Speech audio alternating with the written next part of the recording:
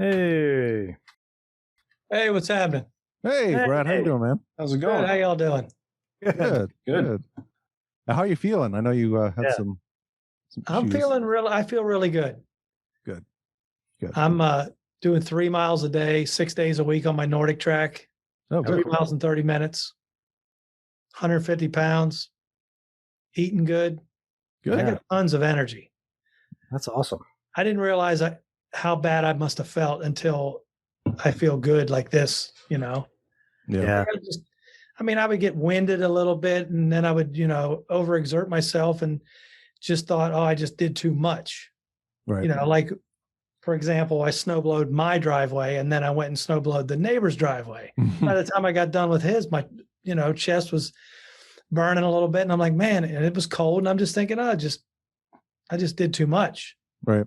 Yeah. Never thinking that, what it really was. Yeah. But when I went for that stress test and I started having that same issue, I'm like, oh, this ain't good. I'm not going to make it. Yeah. And I was only like 3 minutes into it. Yeah. And they were pulling me off. They're putting nitroglycerin under my tongue. And are you okay? I'm like, I'm fine. I'm fine now that you got me off that damn machine. They're like, you're going to the hospital. Yeah. Wow. Oh man. Holy shit. And now I look back on it, it's like, every day I see the scar and the other scars on my chest. And I'm like, this seems like it kind of surreal. Right. A little bit. Like it was all so quick because from the stress test, until I was in the hospital later, like an hour later, and the next morning I had the cardiac catheterization. They said, we can't do stents. You're going to have bypass surgery. I'm like, oh, great. They sent me to another hospital in Bethesda. Like it was all so quick. Yeah. And then I was home 3 days after the surgery. Wow. Yeah. I think I was up walking around like the very next day after getting out of intensive care. Man, that's crazy. Yeah. Yeah. Because everybody told me the quicker you get up and start moving around in the hospital, the sooner you're going to get out of there. And I'm like, okay. Yeah. So as soon as I came to, I'm like, can we go for a walk? Right. They're like, are you sure? I'm like, yeah, let's go for a walk. They're like, nobody does this. I'm like, well, let's do it. I just didn't want to be there because my wife couldn't come visit. Oh yeah. Oh yeah. Yeah, that's crazy. But I feel great now. That's good. That's good. Yeah.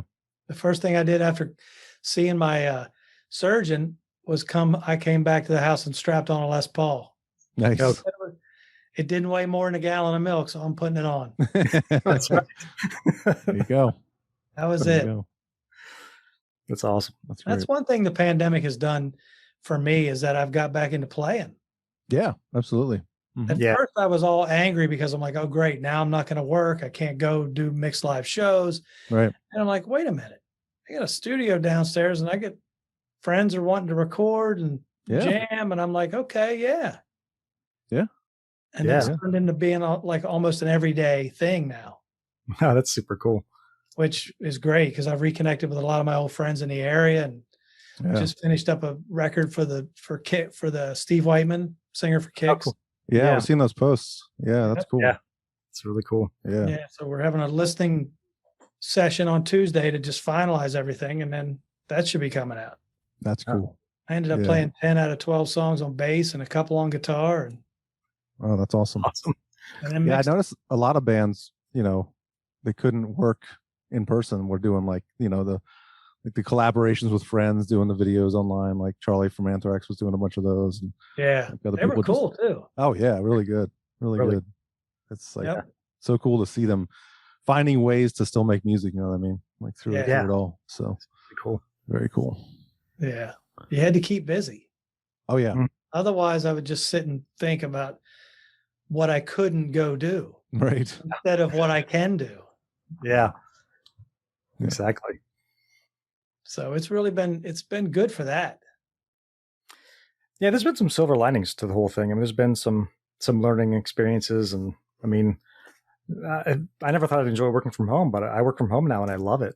I mean, everyone just go home, and I was like, oh God, I hate this. I'm not gonna have any discipline, but I got into a groove and I love it. Like can sit there in my bathrobe until 11 a.m.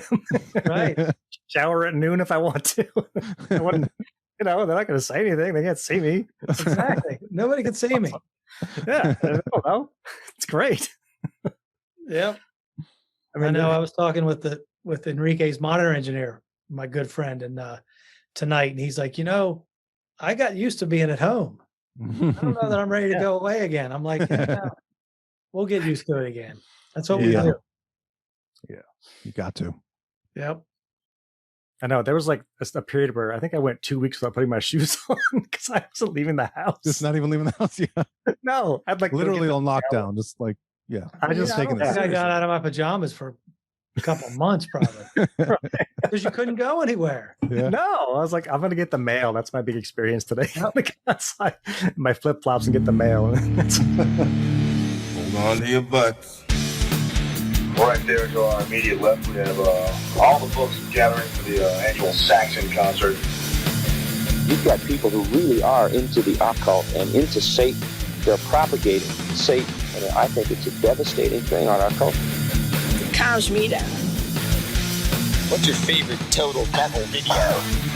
Here's the funny part about metal. It's getting old. But you know what? Embrace it. I want to be that grandfather in the back seat of the car. Could you turn on my station, please? It's such a fine line between stupid and clever. And we're going to be at the Wilson Theater tonight with Slayer. You're going to be there too, right? Oh!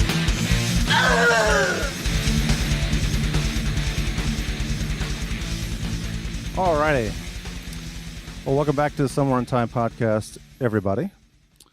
SomewhereInTimePodcast.com is where you find us online. Get to all of our stuff there.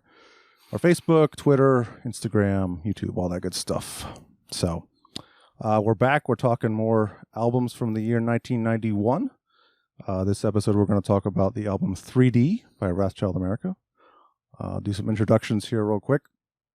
I'm Eric. We've got Tim here. Hello. We've got Joe here. Hello. Keith is on his way. We think. But maybe. We've got a pretty good replacement in the meantime. Replacement. We're very, very, very excited to welcome our next guest. He was a singer and bass player in the band Wrathchild America, Mr. Brad Divens. Howdy. Thanks for having me. Yeah, thanks for coming on. Appreciate it. Should we refer to Wrathchild America as Wrathchild from here forward? Sure, why not? Yeah, proper, right? What's going to happen? Yeah, they can't come after you now. Yeah, right. No. Whatever happened to the other Wrathchild anyway? Wrathchild UK. I'm sure they're still kicking around. Yeah. Well, I mean, I don't know if they're kicking around as a band, but I'm sure, Yeah. if they ever were kicking around as a band, but whatever. Right. Yeah. That was just an unfortunate incident. Yeah. Yeah. Well, before we get into the album, let's do a little history lesson there. So I did want to talk about like how you got involved with Wrathchild, Brad, because I know originally you were the singer, right? You weren't even just the singer. You weren't playing bass, correct? No, originally I was singing and playing guitar. Oh, okay. When I first joined the band. Gotcha. Okay. Because I know you were playing guitar and kicks, right? Yeah. Yeah. So. Yep. So when I joined Wrathchild, I was playing guitar and singing. Gotcha. And who was it? Other than the guitar player? Was it Terry the only other guitar player? No, there was another guitar player named John Turner. Oh, okay. So you had three. We both got hired at the same time. And so, we had like the whole 3 guitar thing going and then I would put the guitar down some, because it was kind of fun to just front. Mm-hmm. Yeah. But then after a while, I'm like, what do you do when you're not singing? Or, it's like, what do I do with my hands? Right.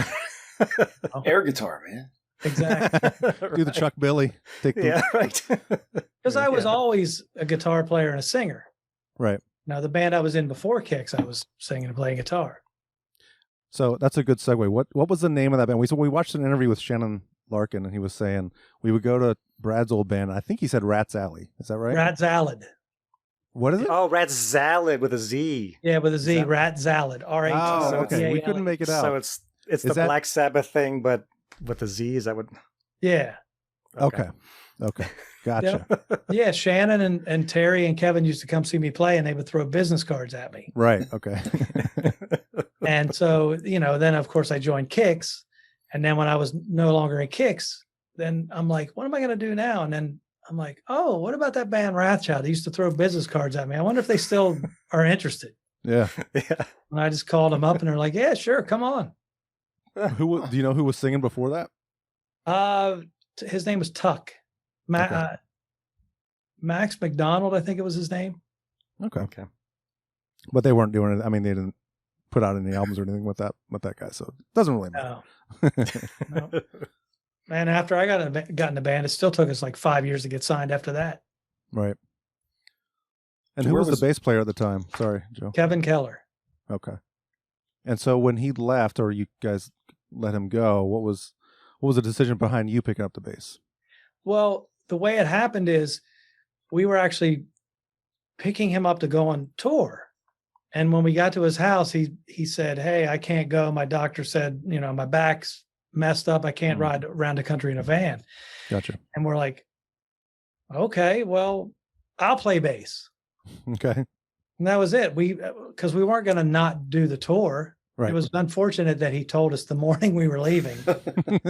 Not sure why that was. I never did find out the reason for that. But, it's like, I'll play bass.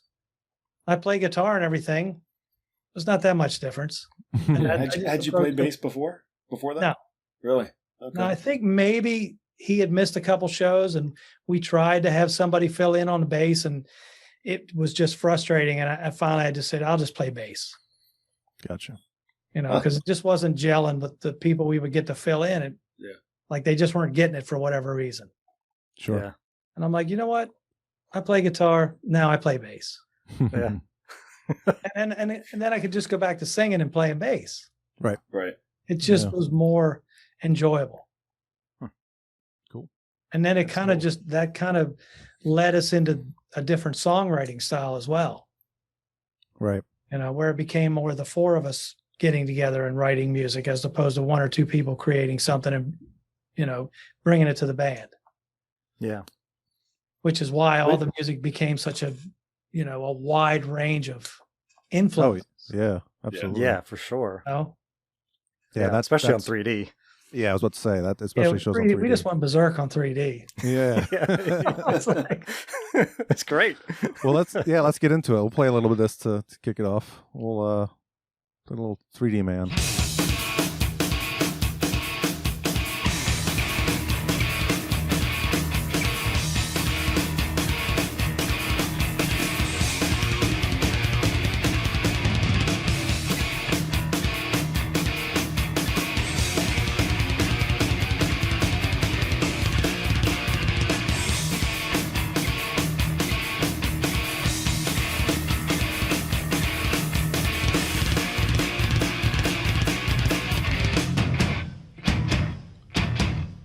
I should probably fade out.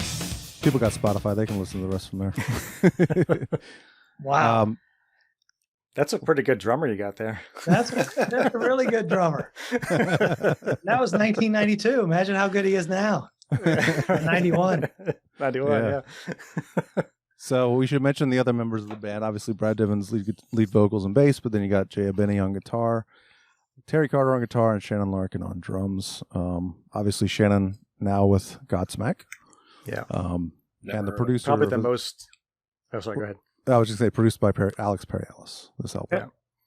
I was going to say, Shannon's probably the most entertaining drummer I've ever seen live. Oh, absolutely. I mean, who else headbutts their cymbal? Exactly.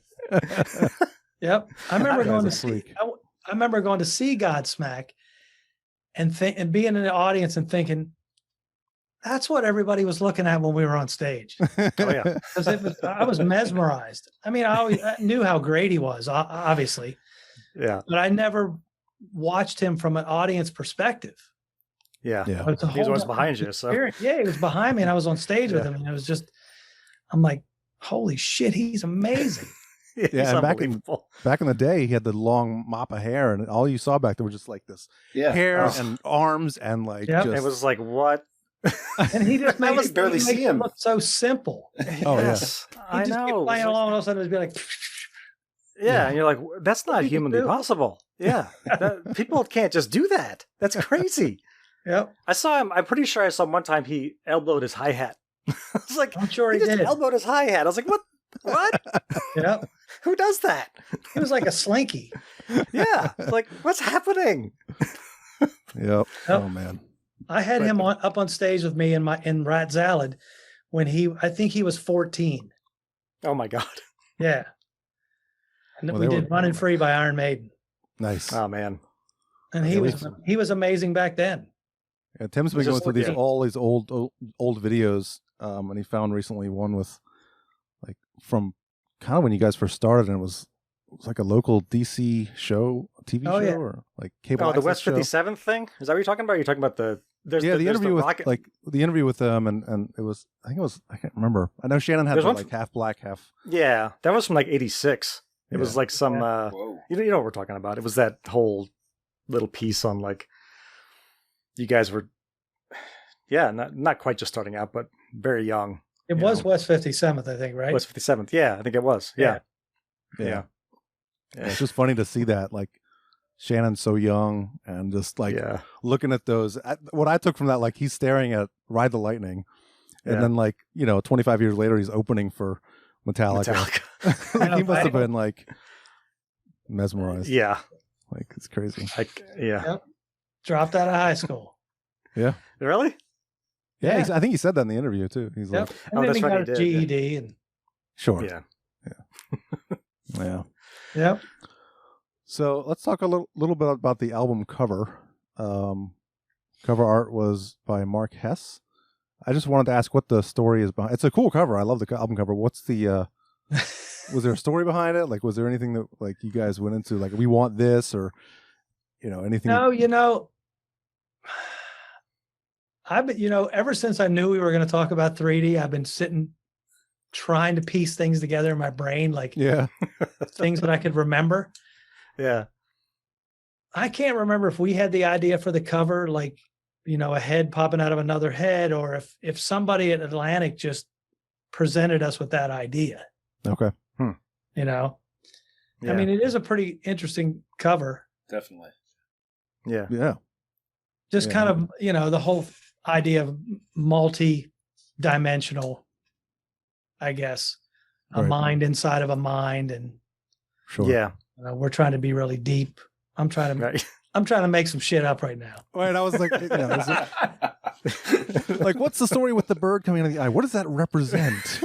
What's the bird represent? Right. What does it mean? What is the moon that's at a half shifted moon? What does that mean? Who knows? It means that somebody might have ate one extra mushroom cap or something. Yeah. That's probably what it really means. Never know. So this was obviously the follow-up to Climb on the Walls. I wanted to talk a little bit about the songwriting process. I'm sure going into Climb on the Walls, you guys had, this was, that was your first album, so there were ideas kicking around from early on. But for 3D, was that mostly like written on the road, or did you actually go and just stop touring and just focus on the album? Or I think 3D was more or less written in a person's garage, which was outside of Martinsburg, West Virginia. I think Kenny's garage. He was an actual person who used to own this nightclub, Slammers, that we played at all the time. Okay. And we needed some place to rehearse. And he's like, hey, you can use my place. So we went there every day. And I think pretty much almost everything that ended up on 3D was written in that space. And we would just come up with ideas and then just throw it together. And that's how it all came about. And there might have been some things that we were still working on towards the end before we went in with Alex to do the record. Because I have memories of being in the nightclub Slammers because somebody from Atlantic was coming to check out the new material. And so we just set up on the stage and played all the songs. Gotcha. We actually ended up working on 3D in that place. And I think we did a revised version of Surrounded by Idiots after doing the showcase, because the song was even more kind of crazy than it ended up being. Wow. With the different tempo changes and stuff. And that's, I was trying to remember today how we came up with that song, just the whole back and forth between the guitars and the bass. Mm-hmm. Because when I sit down to try and play that now, I'm like, it doesn't even make sense to me almost. But yet we came up with that somehow. Yeah. Yeah. And it was easy. That's the thing. Anytime we would come up with, as complicated as some of that material sounds, it was so easy for us to put it together and go from one tempo change to another. Right. Without even thinking about it. Yeah, you guys live, that was always very apparent. It was just super tight live. It was just like almost just instinctual how you were playing off of each other. You could tell, like, this band just knows each other so well. It was very obvious. So that, that makes sense, that what you're saying, that it was just natural. You know, these progressions in the songs, and just, and you play it back now, it's like, what? This is crazy. Oh yeah, exactly. And I was out on tour once a few years ago, and in the bus, of course, playing satellite radio. And I was flipping channels, and I get to the middle section of what was Forever Alone. Oh, wow.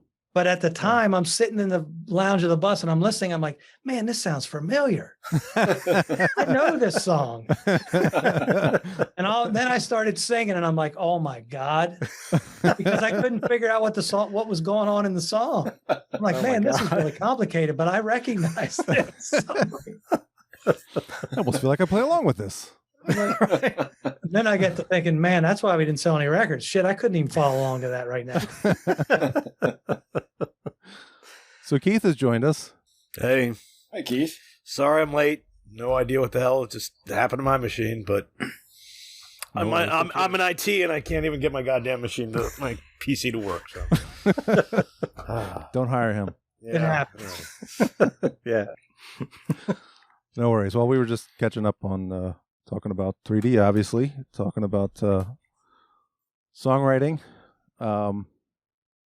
Well, you mentioned just a second ago that you weren't selling records. I found it surprising that Climbing the Walls was actually more successful than this album. For me, this album far exceeds, like, it's way better. Yeah. It's way better. Like, just from a songwriting perspective and the songs themselves, production, way better. Yeah. I mean, getting Alex Perry Alice must have been huge for you guys, though. I imagine. Yeah, it was big. Yeah. Yep. Yeah. And this, I mean, we always talk. I mean, he comes up often on this show because a lot of the bands we talk about, obviously produced by Alex Perry Alice. And for us, like, he can be hit or miss sometimes. Like, some of his stuff doesn't sound great, but this album is, I mean, it sounds as good as you can get, really, if you ask me. I mean, sounds really good. He was a lot of fun to work with too. Yeah. Was he more like hands-on and like giving you ideas, or? Yeah, I think he was a little hands-on. He was more about, sounds and the engineering part of things, and and the performance. Okay. Because we didn't change pretty much of anything once we got in the studio. Okay. It was pretty much all worked out before we got in there. Yeah. Gotcha. With the exception of I Ain't Drunk, which I think it materialized in the studio somehow. Yeah. Like, we should record that song. Yeah. I think Terry probably brought it to us or something, because he was big into blues. Right. And we thought, oh, this is cool. One more thing that's completely different than anything else. Let's record this. Yeah, why not? Right? Yeah. Is there anything behind I Ain't Drunk, I'm Just Drinking? I loved how, the end, you ended your album with that. And I absolutely loved, because it doesn't sound anything like anything else, necessarily on the album. It's a nice little fun little thing. And I just thought it was fucking awesome. Yeah. I don't think there's anything really behind it other than, we liked all different types of music. Yeah. And it was just one more thing. And it was fun to play. Mm-hmm. And we pretty much did what we wanted to do when it came to recording or, writing or whatever.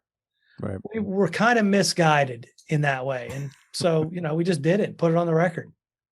Nobody objected. And is that kind of like Prego? It's such an amalgamation of just, you got country in there, you got blues, you got classical, ends with kind of a walking jazz thing. I fucking love when, bands like yours, throw together kind of like a little, like, wave to the crowd that's just like, hey, we know what the hell we're doing. Don't try this at home. These are trained professionals, Right.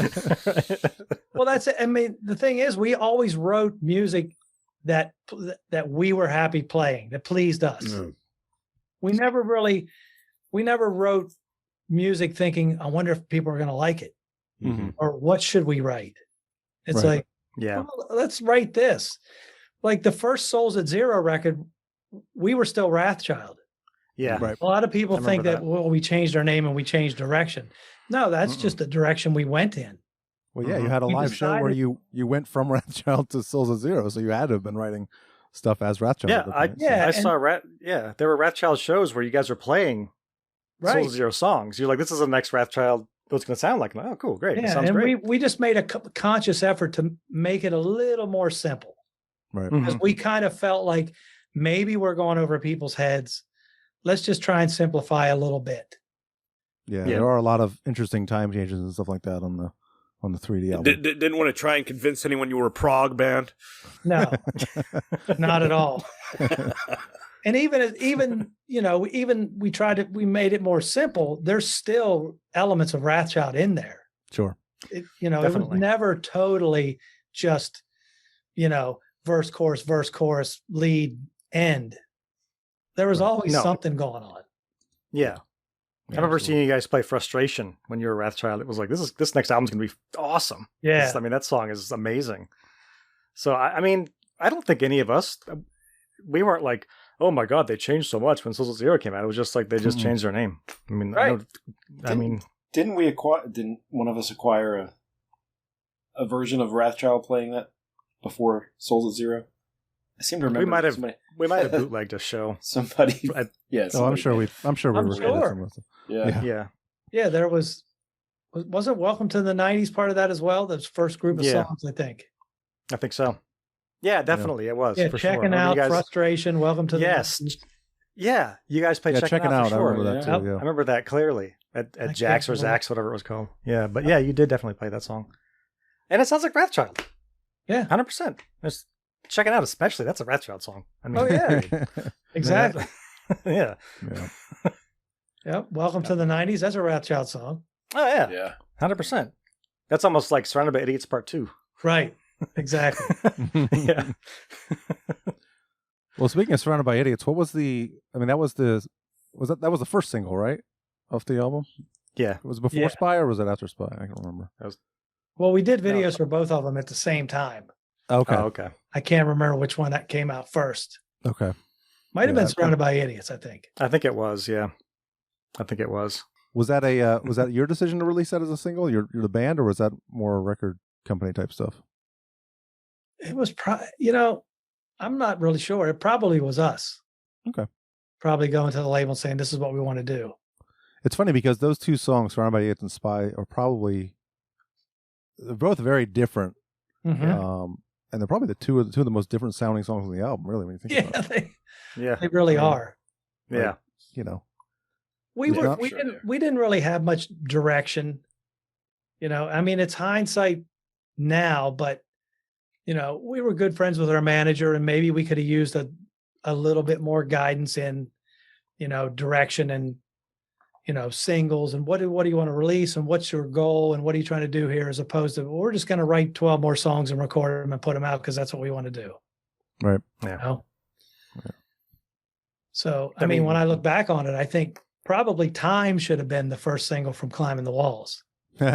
Because that was the whole reason we did that song, was because everybody was doing cover songs on their records. Mm-hmm. Right. They were. We thought, well, let's do a Pink Floyd song.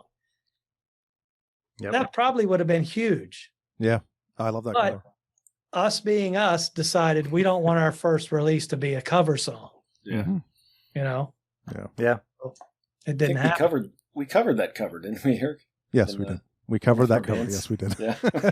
It was actually one of the first songs I learned on guitar. I took guitar lessons for a year, and I brought that version of Time to my guitar teacher. I was like, I want to learn this. The Wrathchild version of. I think it was For Whom the Bell Tolls, and then I was like, now I want to learn Time by Wrathchild. So, what would you have picked for a single from 3D? Oh man, that's tough. I mean, my favorite probably Drain Time. Drain Time, Drain Time, or Desert Grins. Yeah, Desert one of Grins. those. I thought Desert Grins could have made a cool video. Like there's so many visual elements of that song. Like the lyrics to that song are very specific, like visuals you get from that song. So it could make a cool video. I remember we were in New York mixing the record, and I took a copy of Drain Time over to our A&R guy to play it for him because I was all excited. I thought Drain Time sounded killer. Oh yeah, the whole beginning part and how it led into the song. And I remember him saying to me, "When's the lyrics start? When does the vocals come in?" Oh no! And I'm like, right then and there, I knew. Yeah, he doesn't get it. Yeah. Doesn't get it. He didn't get it. I mean, did he listen to Metallica at all? I mean, like Injustice for All. And the song Injustice for All goes dun dun dun dun dun, dun for like 10 minutes before James starts to sing. So like, I mean, when did the I wasn't a single either. So that's what he said to me. Oh no. Yeah. That's crazy. That song is amazing. That middle part, just and that weird timing, like what that right. Like what is the yeah? What are you guys counting there? Like let's play a little of that because I do want to talk about that part a little bit. Let me get to that part. I actually wrote down when that was. I'll play a little bit leading up to it here. Yeah, that was a cool song. Oh yeah.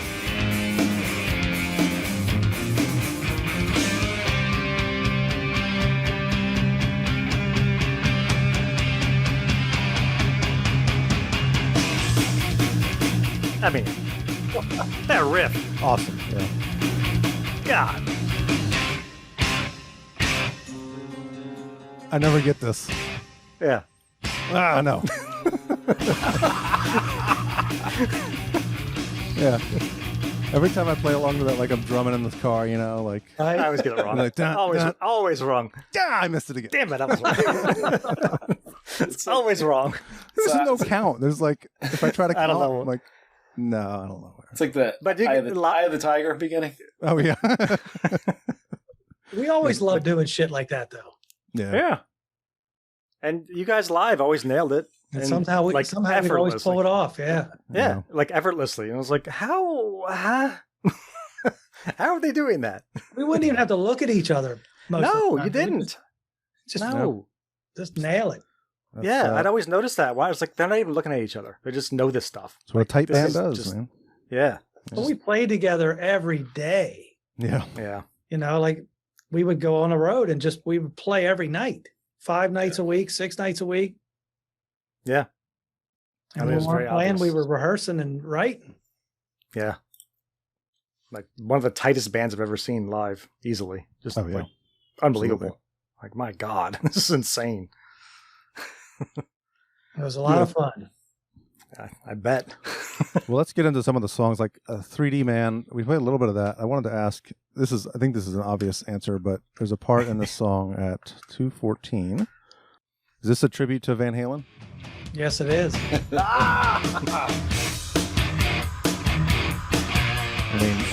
Jamie's crying. Yeah, of course. Jamie's crying. And that's one of those things that just happened when we were jamming on the riff. Oh, really? We got to that part, and it was either Jay or Terry that just threw in that riff, and we're like, "Holy shit, we got to put that in the song." Yes. Yeah. So one of the best Van Halen songs. So I thought it was a tribute to Tone Loc. Either or. Corrected. Okay. Either or. Take your pick. Yep. Oh man. The song Brad, Spy. I want to ask. Oh, go ahead. Go ahead, Brad. Is do you remember? Is this album mostly half step down? I've tried to learn it a few times. It's a half step down. Okay, that'll help my transcribing. Yep. Thank you. If we're going in order here, the song Spy. Very different. Yeah. What was the inspiration there? I mean, were you bluesy? Were you going for a specific style of music? Like, were you trying to go for that like noir type sound? Like, I think Jay had that riff. Okay. And I want to say he said it was like one of those old black and white cartoons. Right. It was a riff from a cartoon. No. Okay. A version of it. Sure. Yeah. And he just started playing it, and I'm sure, we should play that on bass. Mm-hmm. And then, you know, he come up with the idea of the that stuff. And then there was never really any conscious effort to say, oh, let's write a song like this. Okay. We would just come up with an idea and we would just organically, jam and it would just happen. And then Shannon would come up with lyrics, or I'd come up with some lyrics, and then next thing you know, it's a song. Yeah. But it was never really, we never really set out to, oh, let's write a song like this. Right. Okay. Because we just felt it was our style, that we could kind of just write whatever, you know, anything we wanted to, and it would sound like us. Right. I like how it's bluesy, but Shannon puts double bass in there anyway. Yep. he's playing this like little blues, and it's like, like that's Shannon Larkin. There you go. And the only thing we ever really thought was that, like, probably in writing that song, we were thinking, you know what, if there's something that's maybe radio friendly, maybe this is the one. You know, that's not complicated. You know. Sure. Because we wanted to be famous. We wanted to be rock stars. Yeah, of course. We wanted to have songs on the radio and, you know, videos and all that. I mean, that's why you get into it, right? You want to be successful. Well, I mean, you want that. It's not why you really get into it. You want to write music. No, it's not why you get into it, because it's fun. Yeah. Well, yes. Yeah. But, you know, and then somewhere along the way, you're like, oh, I'd like to get signed. Yes. Sure. Yeah. I'd like to turn it into a career. And then you get signed and you realize I was a lot better off before I was signed. I was a lot happier. How much do I owe? Oh, shit. Yeah. It's amazing how turning something that you love into a job changes everything. Like, yeah. You know. So by the end of Souls at Zero, I was so frustrated with the music business. I'm like, this ain't even, it's not fun anymore. That sucks. You know, it ended up being 3 of us left, and I just felt like I still had the passion that I didn't want to quit. Right. But I wasn't surrounded by the same passion. You know, you make enough records and you put them out, and you see that nobody has the passion that you had when you created it. Yeah. And that's what really, that kind of, you know, it hurts. Yeah. Because you can't make somebody feel the same way about something you created as you do. Right. And when they don't get it, you're like, what do you mean you don't get it? Right. Yeah. I know. I was always shocked that Wrathchild didn't go farther. I mean, I've talked to people who know the band. They're like, I thought for sure they were going to just, you know, take off, especially after seeing them live. Like, you get a Wrathchild show, you're like, holy shit, this band is like on fire. They're so good. Yeah. Like, live was where we shined. I don't think we ever really captured the whole live thing on vinyl, though. Like, we never captured that excitement. Gotcha. Yeah, that's we hard got to do. close. Yeah. But because the live shows where everybody, you know, that's what everybody loved. Yeah. Yeah. It's like, how do you create this? Yeah. How do you, I know. It's a tough one. Yeah. It is. Yeah. I mean, after we saw you guys with Pantera, especially, we're like, well, they're going to blow up for sure. Like, they're going out with Pantera. Like, geez. And you've got Dime, like, wearing your you know, gear on stage practically. Yeah. It's like, coming on awesome. stage with you and hanging out. It's crazy. Yeah, we thought that as well. Yeah. And then they blew up and we didn't. Yeah. Okay. I know. Like, it was very frustrating, but yeah. Here we are. Yeah. Exactly. Here we are. Yeah. That's one thing I learned throughout this whole pandemic thing, was that playing music is fun again. Gotcha. Yeah. You know? Yeah. Yeah. Yeah. I mean, no pressure. Right. just hanging out with friends playing music. I mean, Right. And that's why we started doing it in the first place. Yeah. Right. Right. Exactly. Exactly. I did want to ask about Spy before we go to the next one. Sure, go ahead. Is that was it on Headbangers Ball? I think we saw it was inspired by Silence of the Lambs. Yes. Lyrics, is that right? Yeah. Yep. Yeah. Yep. Shannon wrote the lyrics for that. It was the book that inspired for that one. Yep. Right. Okay. Yeah. Well, and then right into the next song, Gentleman Death. That was another one that was inspired by the Vampire Lestat, right? I believe. Yep. Yeah. Shannon was he was an avid reader back then. So it was always lyrics were inspired by something, either a book or a movie. And What's Your Pleasure was inspired by Clive Barker. Right. The Pinhead. Was it Hellraiser? Right? Hellraiser. Yeah. Yeah. Gentleman Death. God, that beginning of that song, those ride hits. That's awesome. I gotta play a little bit of that. Hold on. Play the bass. Yeah, this part. Hold on. Here we go. Yeah. I love that. Jesus Christ. If killing brings guilt, does guilt bring shame? Am I blessed or possessed? Should I lay to rest or live my death in power, fortune, and fame? Hypnotized. This song has another weird time Right there. change. Exactly. Yeah, Yeah, it that does. yeah, I think I wrote down 210. Let me see what that is. Am I remembering Shannon's setup correctly? Wasn't his ride cymbal like almost like perpendicular to the floor? I can't remember. I feel like it was like super exaggerated. It might have been. been. But it was on his right. Yeah. Right side. Oh. He might have had a crash cymbal on the left that were straight up and down. Oh, okay. Yeah, because he would do these like weird side hits almost. He would, yeah. This is the sound of 3D. Oh, nice. Oh, there Yeah, you go. nice. That's the sound. That's the bass you recorded it with. Yep. Nice. The whole record was recorded with this bass. That's awesome. So what is Even the drum Holy tracks? Yeah, right? I recorded everything. That's impressive. That was the sound of the Souls at Zero records as well. Nice. So what is Hoy Noise? That was just something one of our road crew guys would say. Okay. Let me play this Gentleman Death. I don't Somebody even know wrote what it on my bass. Oh, this part, yeah. What is going on there? Right. that rhythm section is just like.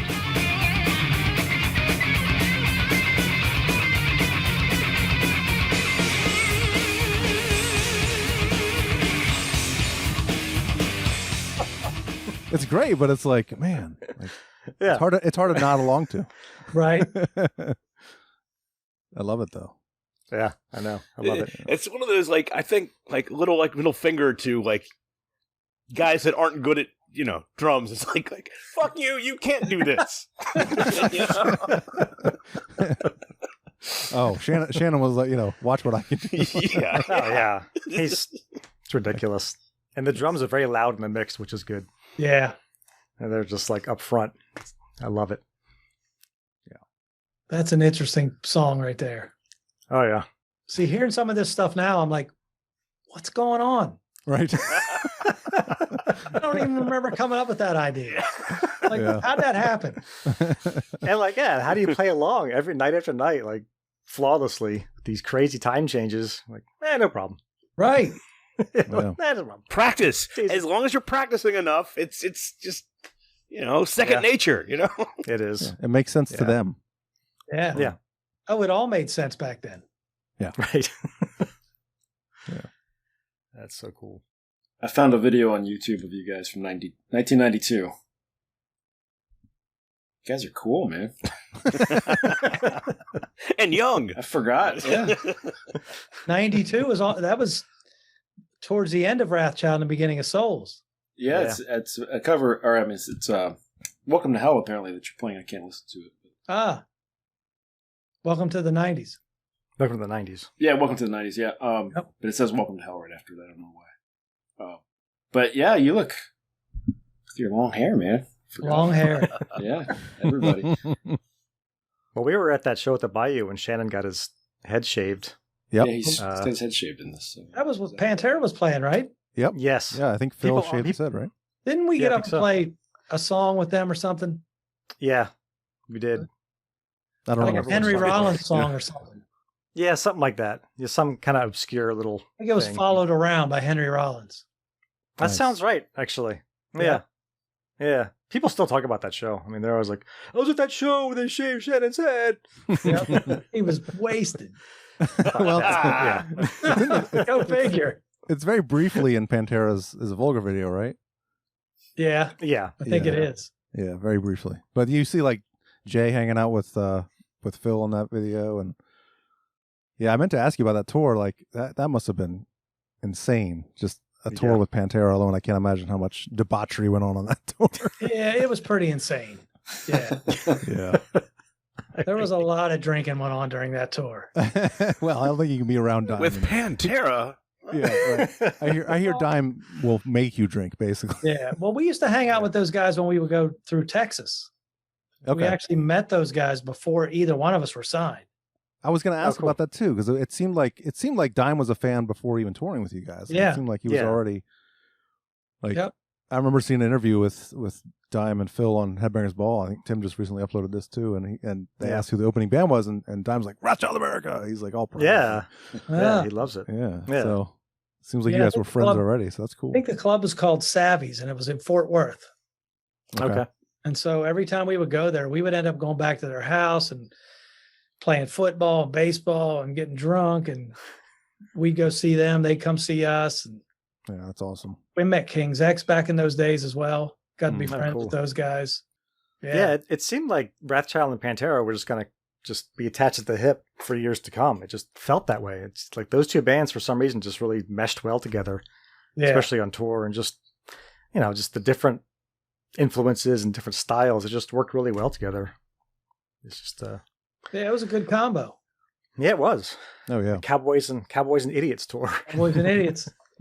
That's right. The song "Forever Alone." The vocal harmonies on that song are really cool. Was that all you, or was that more of a production like a Alex Perry Ellis thing? Or It was probably me. Okay. Yeah, a lot of the harmony ideas I would come up with. Yeah, the chorus of that song I really dig. I'll pull that up. Play it. I can't remember how it goes. Let me get to it.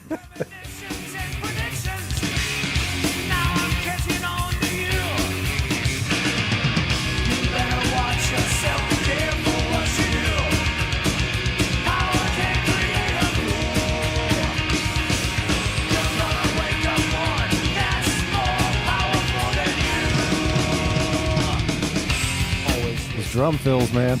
Yeah, but I love the vocal harmonies you do during the chorus there. It's really cool. Thank you. Yeah. It's nice to have harmonies every now and then. Yeah. Some of that stuff was just so hard to come up with a melody to sing to, because the music was so intricate. Right. Mm-hmm. I always felt like I was always searching for the best way to sing the lyrics. Mm-hmm. Which I think was another reason why Souls at Zero got a little more simplified, because Souls at Zero made a lot more sense for me as a singer to sing to find the cadence and, of how the song should be. Wrathchild was like a combination of everything. Right. Yeah. Sometimes it was like, okay, what am I going to sing over this riff? Right. How am I going to make this fit in here? Yeah. And then Shannon would write a lot of the lyrics. So a lot of times it was like, I'm trying to incorporate his lyrics into my idea of the melody. Right. Oh, wow. And it didn't always fit. And then sometimes I'd have to rewrite the lyrics to make them fit. And of course, then it would be out of context with what he meant. And then we get an argument. Oh. I'm like, yeah, but it kind of means the same thing. It just fits better. Right. It was kind of interesting sometimes. Yeah. Yeah. We talked a little bit about Drain Time already. I did make a note. The clean riff in that song, I guess that's the way it starts, right? Reminded me a little bit of This Love by Pantera. Just a little bit. Let me play a little bit of that. It's not exactly the same, but it kind of had the same feel to it. This was first, though. Yes, this was first. I know. So This Love sounds like this. That's right. There you go.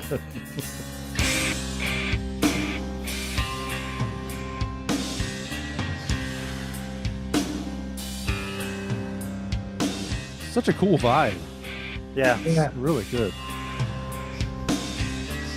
What was that A&R guy thinking? Come on, man. Yeah, I know, exactly. I was all proud of this. I'm like, man, it sounds killer.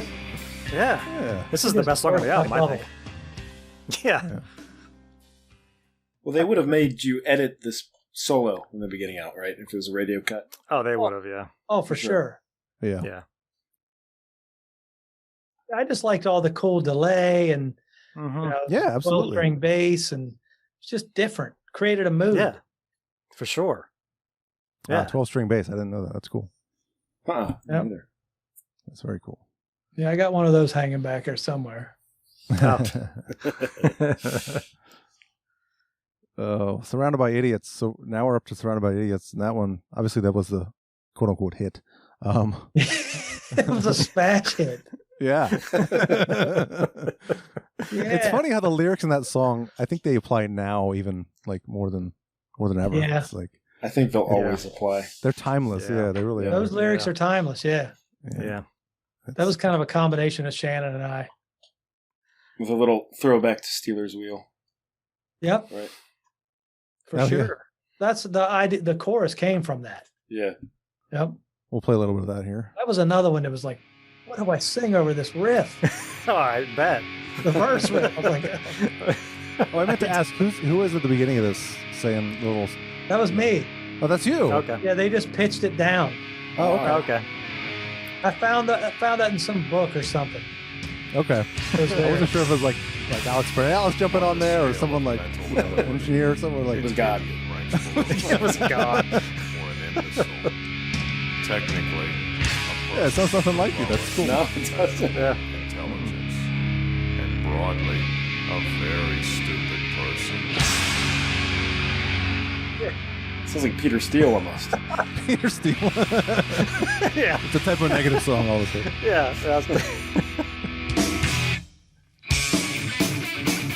think that was the definition of an idiot, is what I was reading. Right. Yes. Yeah.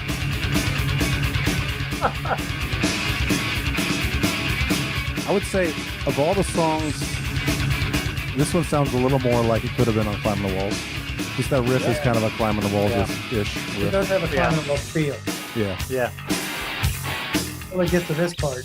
Until, you get to... Not anymore! Yeah. Yeah.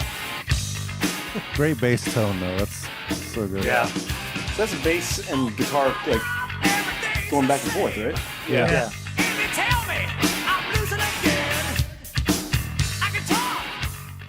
Well, I can't listen to the whole thing. I'd love to couldn't listen to the whole thing, but I could never play that. I couldn't. It blows my mind.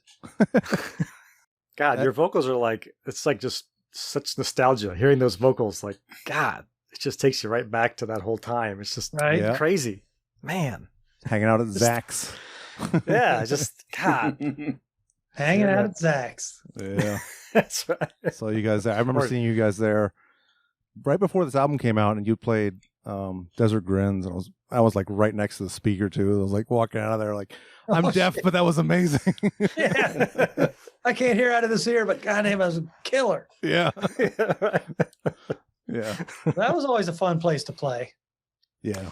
Yeah. What was that place? Zach's? Zach's or Jack's or the Copa. Turns into Jack's was the Copa originally. Okay. Yeah. All right. So It was Zach's, then Zach's 2, and then Jack's, and it had a lot of name changes over the years, but yeah. We saw countless concerts there too. Oh yeah. It was only half an hour from our house, so it worked out. They just always had like 10 opening bands for every time. I was like, why do you have like... It's like a battle of the bands, and then Wrathchild comes on. Yeah, like, what? God. I used to hate Anthrax that would play too. there, and like I just want to see like 2 good bands. That's Right. all I need to see. Like here's 16 opening bands. Everybody goes on at 3 a.m. Like, oh. Well, and the crowd's burnt by the time we go on. Yeah. I hated when they try to put all those bands on before us. I'm like, no. God, no. Put a Having couple been- on that. Put a couple on after us. Yeah, whatever. Let them follow this shit. Yeah, exactly. Good luck with that. Time out. Having been one of the bands that actually got to play before some of the major headliners, hey, we enjoyed. I mean, I hated that fucking venue, but we still like playing. Oh yeah. I got to play there once. Me and Joe played there once. We opened for Vixen, of all bands. Oh, Jeez. boy. And enough. Congratulations. Oh, we played before that. We played in high school there too. Oh, that's right. Oh yeah, that's right. Because your amp fucked up at that show. That was great. Yeah, that's right. Yeah. I got to open for the Vibrators the day Joey Ramone died. Oh, wow. Yeah. Yeah, I remember playing Jacks in high school going, oh my gosh, this is where we saw Wrathchild and Pantera. I can't believe it. That's right. Yeah. Did we play there? Mm-hmm. That was Yeah, the I first don't time know if saw you guys was for sure you guys played with Pantera at the Bayou. I don't know if they played with Pantera at Zach's or if that was two separate shows. I think No, it might maybe. have Two been separate shows. Yeah, I think it was two I think we separate did shows. Hammerjacks. I think that's what he was Pantera saying, as well. Yeah, you did play Hammerjacks. Because we went to both. Okay. Anytime you guys were in town, we went. Yeah, pretty much. Yeah, we were there. I mean, seriously, I must have seen Wrathchild over 30 times. Wow. Easily. Oh, Because it was like, we'd go like 2 or 3 times a week. Because like, well, they're going to be in Baltimore. They're going to be in Right. DC. They're going to be in some weird place in Maryland. We'll just go there too. What the hell? Yeah. Frederick! Right? Frederick, sure, yeah. I mean, it's Cafe close enough. Hagerstown! Yeah. Make a Hagerstown. living playing music back then. Right. Yeah. Yep. Live shows are so different now. It's crazy. Like I it's know. I know. not what it used to be at all. I mean, we used to wait outside venues. At like, that's how we met a lot of the bands. Just waited outside the venue until they came out. Can't do that now. You got to pay $200 for a VIP ticket. Just to, That's crazy. Yeah, I know. It's nuts. yeah. I still don't understand why you guys did that. That's why with these musicians trying to make extra money. Well, that is how they make their money now. So Yeah. there's no making money from album sales anymore. So No. I don't know why we did that, Keith. Why we hung out waiting Yeah. for bands to show up? Yeah. Just to say we did. What? I don't know. Why not? We were like, Because you want to go home and go to bed? I mean, No. not when you're 16. You go to bed No. at 3 a.m. when you're 3 16. and 4 a.m. Come on, man. Yeah. It's true. Your day's just getting started at midnight. What are you talking about? What were we missing Yeah. out on? Staying out at Denny's? Like, Yeah, right. Yeah, like, you know. right. I mean, yeah, that's hell yeah. We went Metallica that way. We Like, did. they got to come out here eventually, and they did. Yep. So, Yeah, they got to leave the building. yeah, like I'm pretty sure they're gonna come out from right here, and they may or may not get out of their limo, and they did. So Yeah. there you go. We used to see Shannon at the Bayou a lot, just watching shows that we were at. Yeah. Mhm. Tim delivered a pizza to Shannon once. I did. He was so drunk.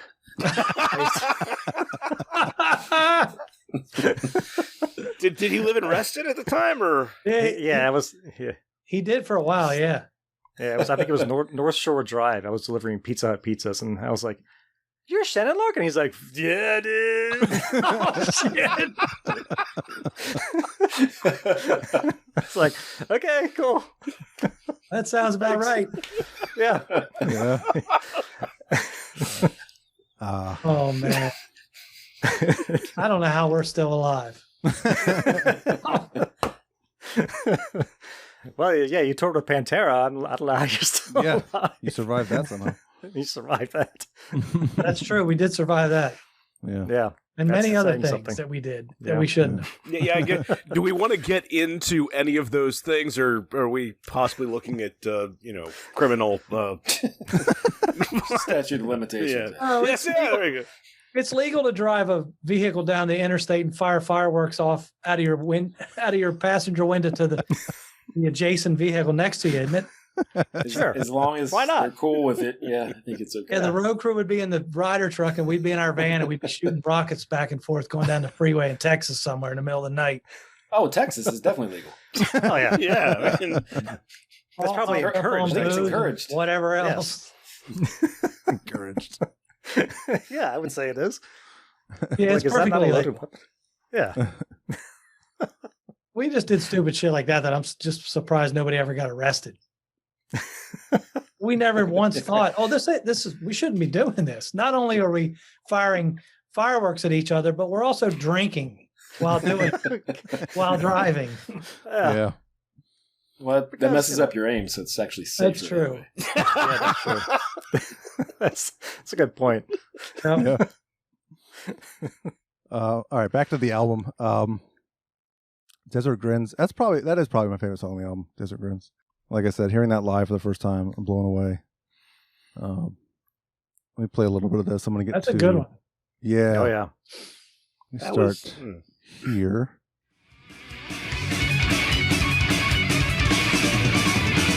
I love this part. Yeah. The ride, The ride, yeah. Yeah. And that riff is so great. Yeah. Great solo too, guitar solo.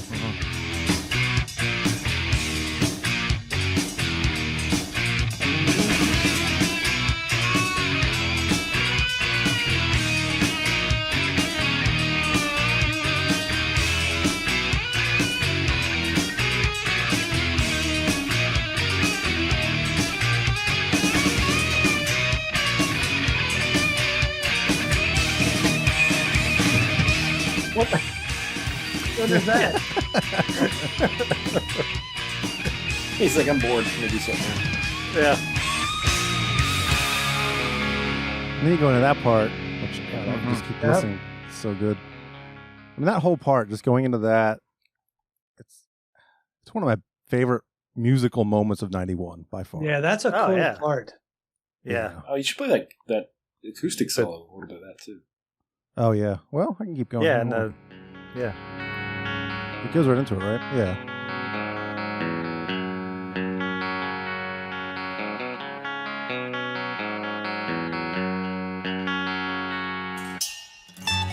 Yeah. Yeah.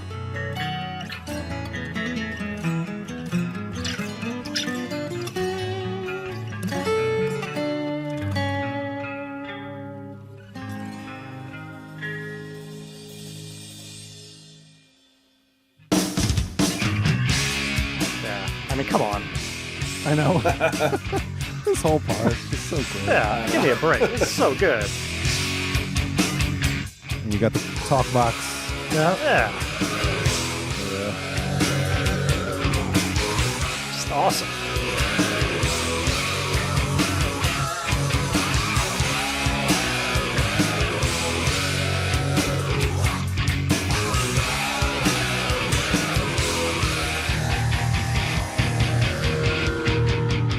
Yeah, come on. If you don't know this band and you're listening to this podcast, just go listen to this album from front to back. Yeah. That's a cool part. Yeah. Yeah. God, so good. I mean, remember seeing that live. I know I keep saying that, but God, just seeing that live for the first time, I was just blown away. Like, this album is going to be insane. Awesome. Yeah. I don't even remember where that middle part came from. I think probably Terry came up with that whole Oh, idea. really? Yeah. Yeah. And then the other riff, bum, bum, bow, down. That's like a Genesis song. Really? Backwards. Really? Oh, wow. Some misunderstanding. Okay. Oh. There must be some misunderstanding. Oh my okay. God. I know that. Yeah. Yeah. Yeah. That's wow. crazy. I mean, that's what it always reminded me of. I don't know if that's where he got the riff from or not, but Yeah. It does sound like that. Subliminal inspirations, right? Huh. Yeah. Yeah. Yep. Yeah. And then to have a talk box thing, like, I can't imagine. I mean, in practice, like, I know what needs to go here. right. And like, Oh, let's put a talk box in there. Yeah. Like, it's crazy. Well, And he's we're like, hearing I all this got back this now. thing. I'm like, where did all these ideas come from? I'm trying to, Yeah. rack my brain. It's got to be just like playing together for so long. You're just hanging out and just playing music, and it's almost probably second nature. You're just like, well, I know what to do here. You just sort of feel it. Right. Yeah. You just sort of know. And it wasn't odd to throw in that little acoustic part in the middle of that song.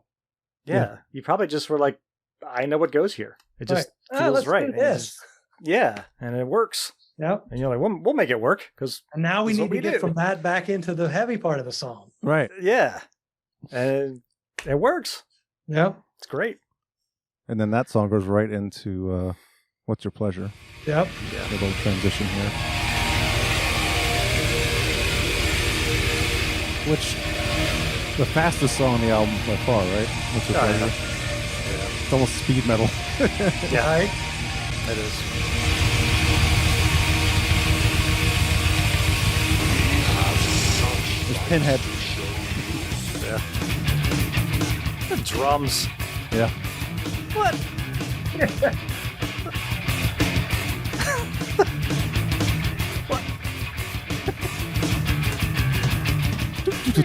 Yeah, Going I'll down just the do toms. this. Yeah, why not? The bass part here. Yeah. Yeah.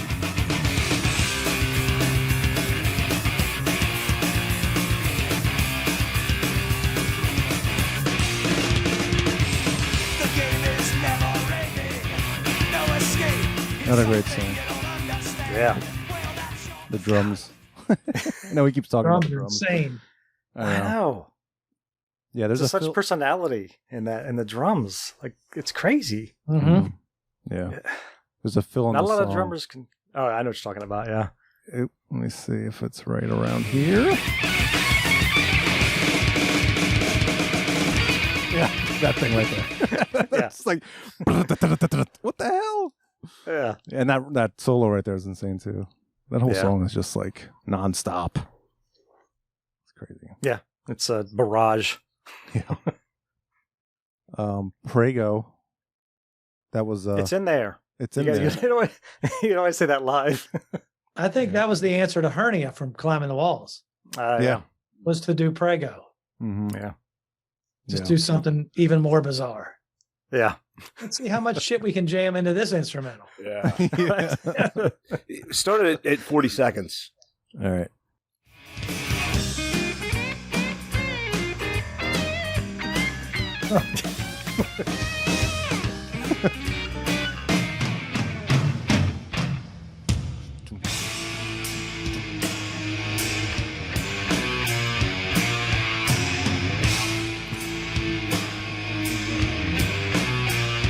So heavy.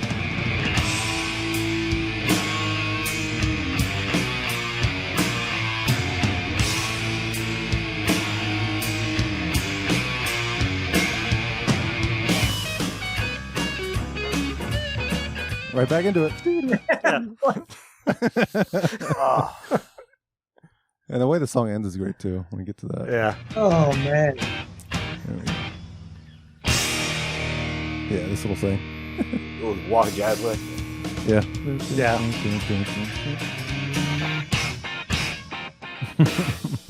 There's also that like voivod sounding part in the middle somewhere. I'm not sure what the time is on it, but it's that weird that. Oh yeah, I yeah. don't even yeah. know what the. Yeah, like what? I think I did write down the time. I think it's 1:49.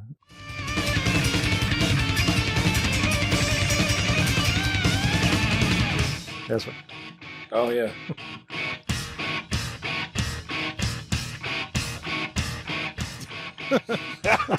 What? Impossible. Like what? I know. I got it wrong just now. I was like, nope, got it wrong again. Yeah. Brad, so how long had you been playing bass at that point? When you did this album? What did the record 91? Yeah. I guess. So maybe 88, so maybe 3 years or so. Okay. So did you did you take lessons from anybody? Because I wouldn't have guessed that you were a brand new bass player for some of the licks that you have on this album. So it just kind of came naturally to you, or? It just kind of happened, yeah. Yeah. Okay. Yep. Man, as a bass player, I get just a little jealous of guitar players that just pick up the bass and are better than me. Right? Yeah. Now, I think finding that Hamer bass, putting EMGs in them, it kind of led me to that sound kind of led me to that style, I think. Because Climbing the Walls is I was still trying to find, my sound. It wasn't the same on Climbing the Walls. Right. Yeah. This kind of just reminded me almost more of like a guitar in a way, because I never liked the flat wound, AC/DC style sounding bass. Mm-hmm. I love Cliff Williams' bass playing, but that whole sound, I wanted something more aggressive with a pick that, that I could really hold my own against the guitar players. Yeah. Is there any distortion going to that bass sound? Through that bass sound? No, that's just that Hamer bass. It's very bright. Yeah. And it's probably the majority. My rig at that time was a PV preamp with a PV CS 800 power amp. And I believe I have one of those sitting right over there. like it was nothing glamorous. It was the bass guitar was all the tone. Okay. Yeah. And maybe the speaker cabinet had probably 2 15s and 2 EVs. I think we laid them on its back because the ISO room was taller than it was wide. So we laid it on the back so that you get more room sound out of the room. And then there was probably a DI as well. Probably just 2 tracks of bass. Gotcha. But I think there was an effect that Alex used, and it was called a Roland Dimension D. Was on the bass guitar on almost the whole record, which is what kind of gives it a very slight chorus effect. Mm-hmm. It's very slight, but it gives it that. Yeah. You just hear the strings of the instrument. It's a nice tone. It's really bright. Yeah, it sounds really good. Yeah. Yeah. It does. It's bright, but it's not overly bright. It's not, ear It's not piercing. Dee Verney bright. Yeah. There's just a lot of upper mid-range growl to that tone. Mm. Yeah. And for some reason, I can take that bass, plug it into any amp or into a DI, and it just sounds like that. Yeah. That's crazy.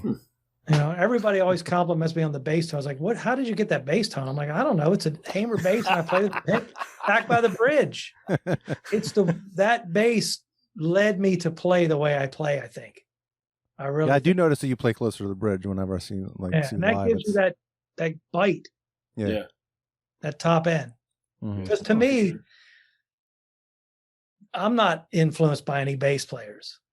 Okay. Bass players don't really do much for me because because the sound of the You bass. take that back right now. Okay, let me say it a different way. It was the sound of the bass guitar. It wasn't exciting. Lemmy's bass sound was. Doug Pinnick, Tom Peterson from Cheap Trick. Those were great bass tones. But it's almost more like it's part of the guitar sound than it is bass. And the fact that I was a guitar player, it just kind of I just gravitated towards that kind of style and tone. Gotcha. Very cool. Another Guitar nameless player face. that happened to have to play bass at some point. You and Geezer Butler. Right. Yep. Another nameless face. Some of the verses vocally on this song remind me of Pink Floyd. I don't know if that was. I know you guys. I want to say Terry wrote the lyrics to this one, and that's Oh, quite really? Okay. possible. Yeah, because Terry was a huge Pink Floyd fan. Okay. Yeah. And I remember putting this song together in Texas. Okay. And it was I don't know if it was the same place where Pantera, we'd always hang out with them at, but it was somewhere in Texas that we were putting this song together. And I want to say we might have ended up playing it that night. Okay. Yeah. Played a little bit of this. Yeah. And it was kind of a bluesy riff. Yeah. Slide guitar.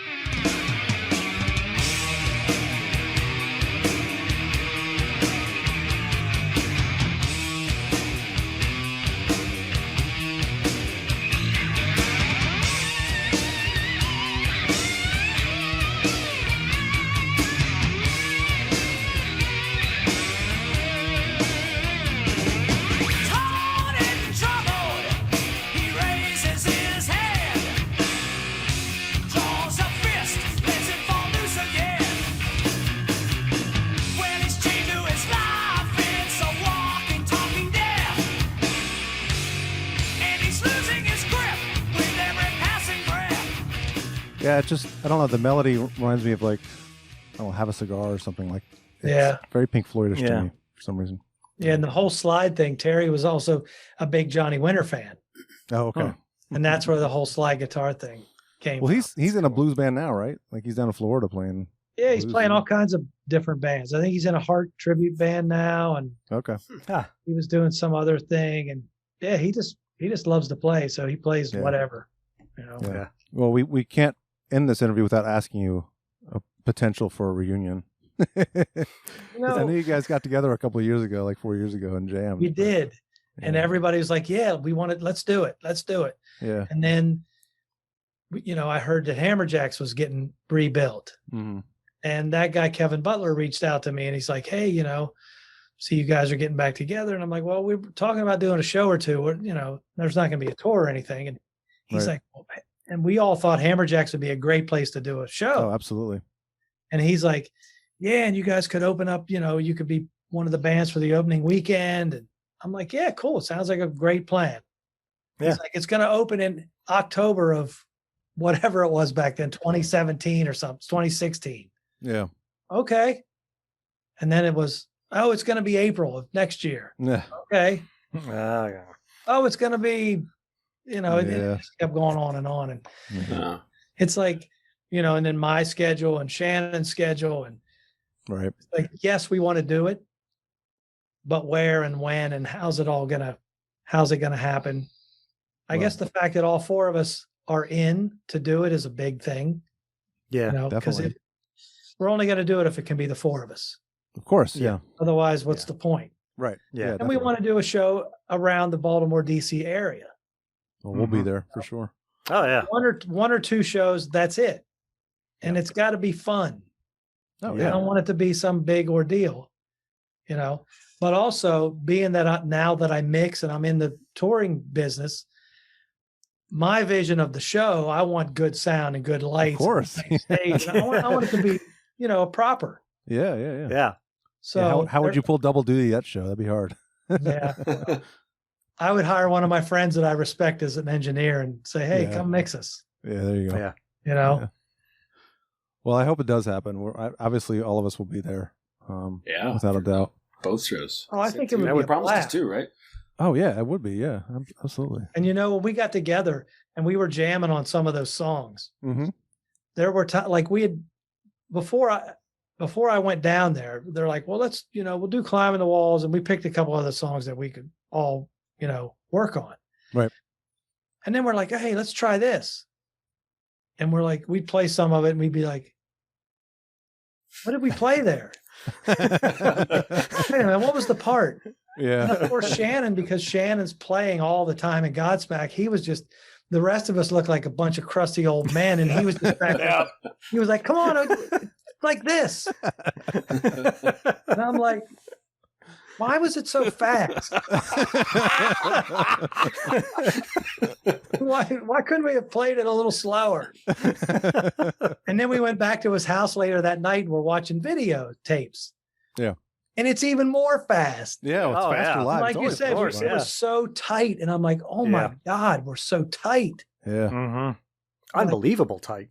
Yeah. Like that's it. I was amazed, like watching, younger versions of us have jammed that afternoon. And now we're watching a show from whatever, 86 or 87. Right. I'm like, oh my God. Yeah. Like, Matt, wow, we were pretty good. Yeah. Absolutely. Really, and it was a lot of fun to get back together and jam too. I mean, where did you guys do that? Where was it? That was in Florida. Oh, okay. It was down around where Shannon lives, in Cape Coral. Oh, okay. I didn't realize Shannon lived down there too. And it all kind of fell into place. Yeah. Like it wasn't weird. It was like, we played Climbing the Walls and, it was a little rusty, but it was almost like we had just, came back from a couple month break or something. Right. It wasn't like it's been 20 some years, whatever. Yeah. Yeah. Like, wow, we could still do this. Yeah. And we all left there feeling really good about it. Yeah. That's good. Be a lot of fun. And it's just unfortunate that it, now 4 years have passed since we've gotten together. Yeah. Yeah. Then with the pandemic and everything, and now Shannon's going to get busy again, and I'm going to get busy, and but sooner or later we're going to find time to do this. Yeah, I don't want to get too far off the album, but I did want to ask you about how you got into the sound. Like, I know you're doing sound for Enrique Iglesias now. I know you did a tour with Garbage, or just a few shows with Garbage. Yeah, did a whole tour with Garbage. Yeah, that's really cool. Oh, it was great. Yeah. How did you get it? Like, what was the transition from?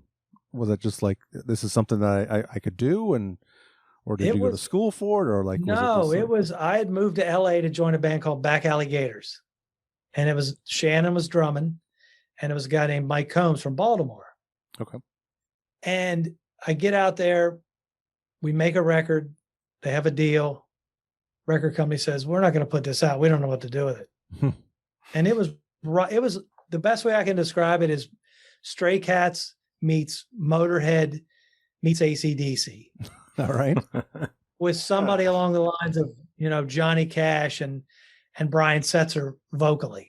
It was really cool. It was so tight and fast and were you playing guitar? Or? I played bass. You played bass in that? Okay. Yeah. Okay. And so the record never came out. Now I'm in LA and I'm like, what am I going to do now? And my manager's like, hey, do you think you could tour manage? There's a group looking for a tour manager. And I'm like, well, I think I could do that. I took care of us on the road. So I go to meet the band go to meet the band's manager. And he's like, okay, so, we're going to do this. It's opening a side stage on Lollapalooza. Okay. In like 96 or 97, I think it was. He's like, oh, can you mix too? And I'm like, yeah, I can do that. I didn't know if I could or not, but I was going to figure it out. I mean, I had done it for like sound companies and stuff, odd jobs trying to pay the rent. And it was strictly a gig to pay the rent is all it was, because I was going to come back home. We were going to showcase more and try to get signed again. Yeah. Yeah. But one gig led to another, and they kept getting better and better. And people kept calling me and asking me, hey, can you come do us? And I'm like, okay. And at some point, I'm like, it was 2 or 3 years after I took my first gig. Now I'm mixing Linkin Park.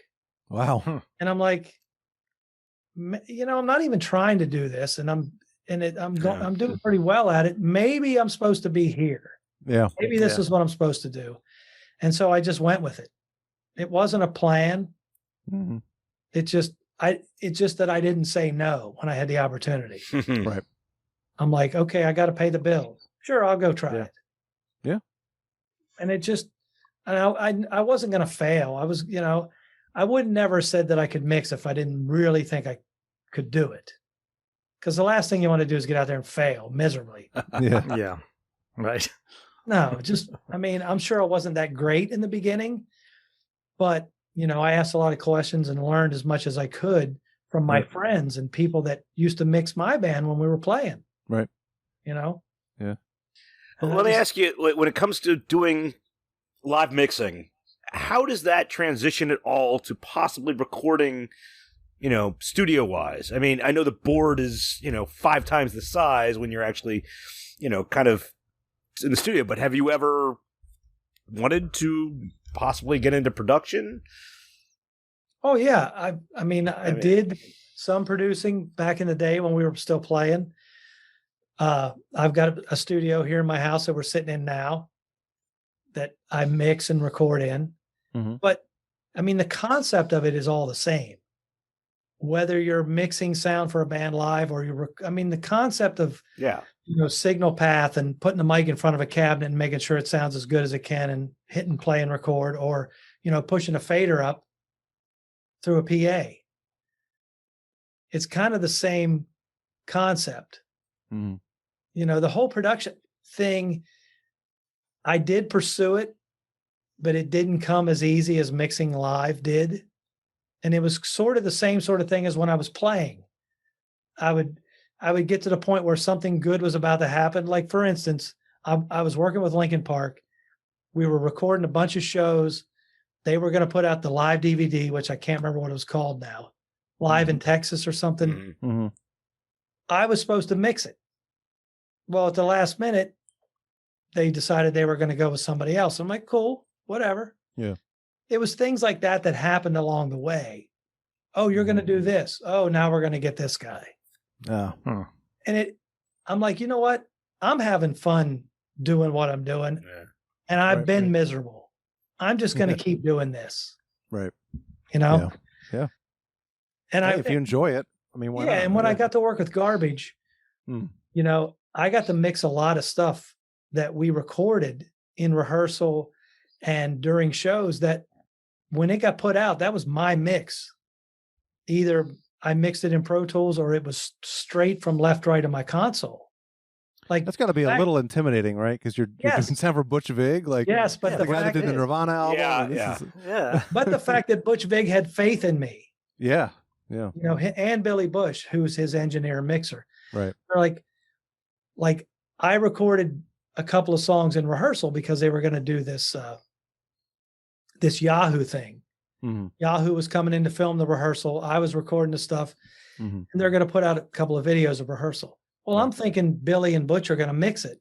So Yeah. I'm like, hey, you guys want this to mix? And they're like, no, we don't want it. I'm like, what? They're like, you're going to mix it. I'm like, okay. Deal. I mean, I'm inside. I'm like, yes. Yeah. They're like, we do enough mixing. You go ahead and do that. Just the fact that they had faith in me to ask me to. Well, that is badass. I mean, to be honest, that is fucking awesome. Yeah. And when that working with those guys made me realize that, you know what, I can do stuff. I can, my own studio, I can record, I can mix for people. I just do it, on my own terms. Yeah. I don't have any aspirations of being the next Butch Vig. If something were to happen, great. But I'm having fun with my studio and doing, the things that I'm doing. Yeah. I'd love nothing more to go in a studio with a band and produce a record. I love doing that shit. Okay. That's so enjoyable to me to help a band with songwriting and arrangements and performance. Yeah. Yeah. That opportunity just hasn't presented itself again. Yeah. But when it does, I'll say yes again. Well, we're at the 90-minute mark. I want to see how you're doing on time. Whatever. There's still 2 songs. Well, We missed a song. We still got 11. Hey, you missed a song. Yeah. Sorry. Missed a song. Yes, I know. I got on Because it doesn't have a title, you know what to call it. Well, the parallels or the It's 11? parallel line. It's parallel. Yeah. Parallel. Okay. Yeah, I'll play a little bit of this. Sneak. That's another crazy tune.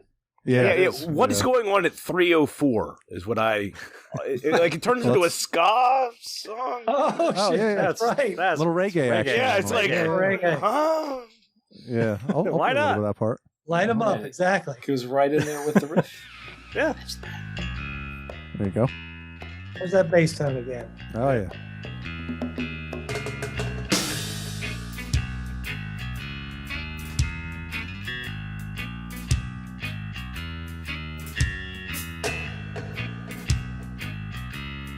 It's a little Bob Marley, right?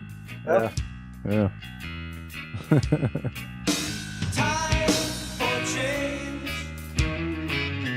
It's such a shame. Like 3 vocal parts going on there. Yeah. Before it's too late. Yeah. It's really cool. You know who's singing those backups? What's that? You know who's singing those backups? No. That's Rob Hunter from Raven. Oh, really?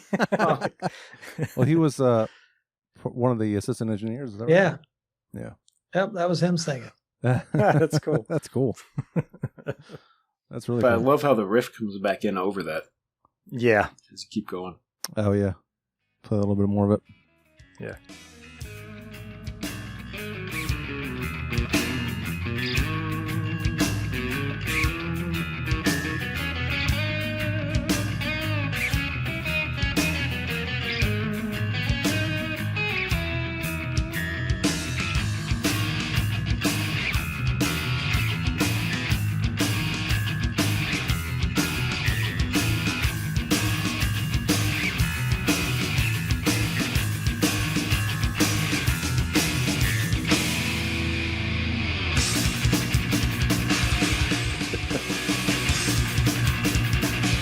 I feel like this is one of those, why did you play it so fast parts?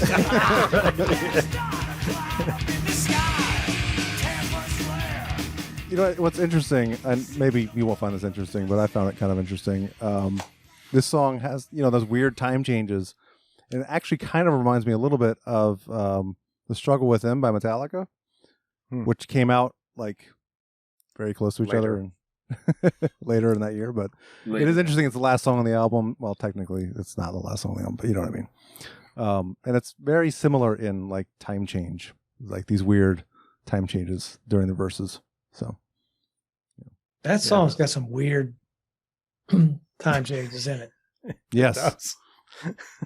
It's super weird.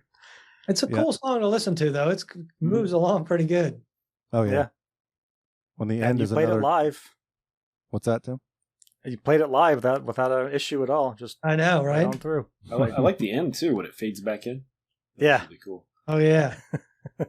Yeah, I said a little the end. variation of the reggae riff, though. Yeah. Yeah. I said the end is another chance for Shannon to show off, too. Yeah. Of course. This part here.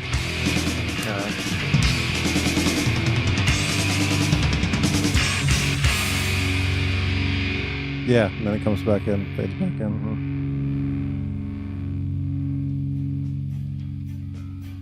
Yep. That is a great bass lick.